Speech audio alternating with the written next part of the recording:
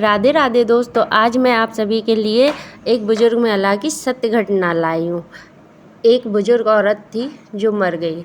यमराज लेने आए। औरत ने यमराज से पूछा, आप मुझे स्वर्ग ले जाएंगे या नर्क? यमराज बोले, दोनों में से कहीं नहीं। तुमने इस जन्म में बहुत ही अच्छे कर्म किए, इसलिए मैं तुम्हें सीधे प्रभु के धाम ले जा रहा हूँ।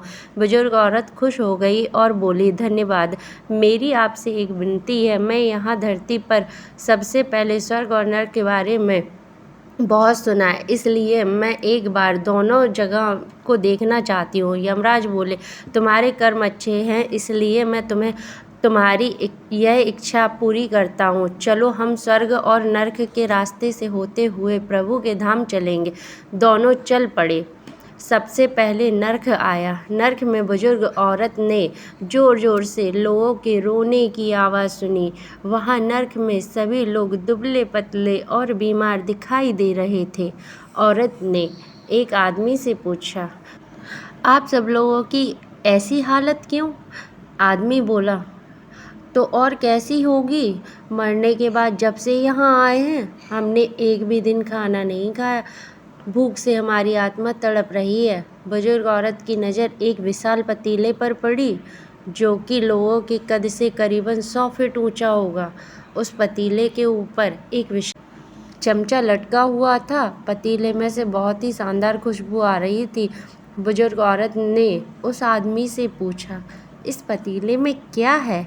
आदमी मायूस होकर बोला, ये पतीला बहुत ही स्वादिष्ट खीर से हर समय भरा रहता है। बुजुर्ग औरत ने हैरानी से पूछा, इसमें खीर है तो आप लोग पेट भरकर ये खीर खाते क्यों नहीं?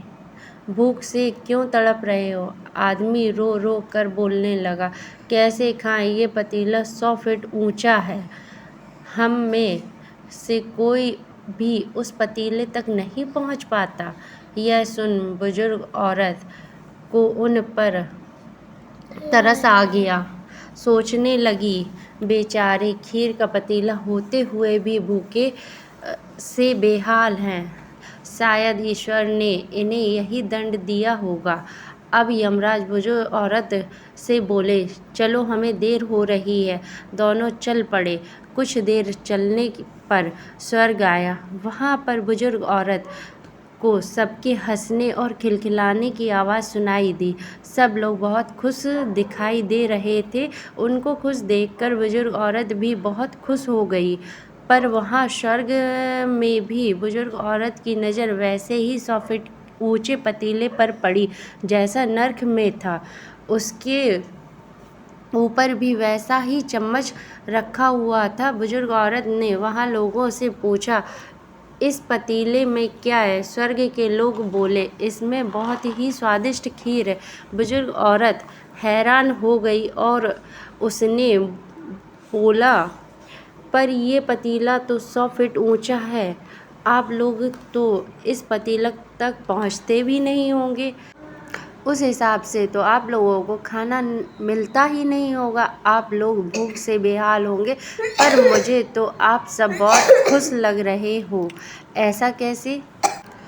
इनमें से एक व्यक्ति बोला, हम सब लोग तो इस पतीले में से पेट भरकर खीर खाते हैं। औरत बोली, पर कैसे? पतीला तो बहुत ऊंचा है। व्यक्ति बोला, तो क्या हो गया?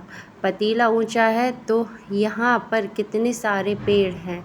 हमने इन पेड़ों की लकड़ी ली, उसको काटा और एक विशाल सीढ़ी का निर्माण किया। उस लकड़ी के सीढ़ी के सहारे हम पतीले तक पहुँचते हैं और सब मिलकर खीर का आनंद लेते हैं। बुजुर्ग औरत यमराज की तरफ देखने लगी। यमराज मुस्कुराए और बोले, ईश्वर ने स्वर्ग और नरक मनुष्यों के हाथ में सौंप रखा है।